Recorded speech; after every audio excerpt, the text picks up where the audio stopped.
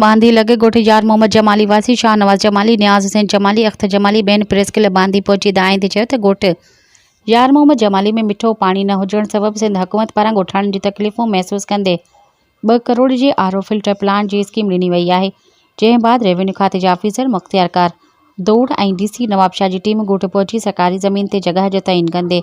SSP Nawab Shah खे हुकुम कयो त आरओ फिल्टर प्लांट जो कम शुरू कयो वञे, जो त ॿिए ॾींहुं डीएसपी दौड़ जी निगरानी में फिल्टर प्लांट जो कम शुरू कयो वञे।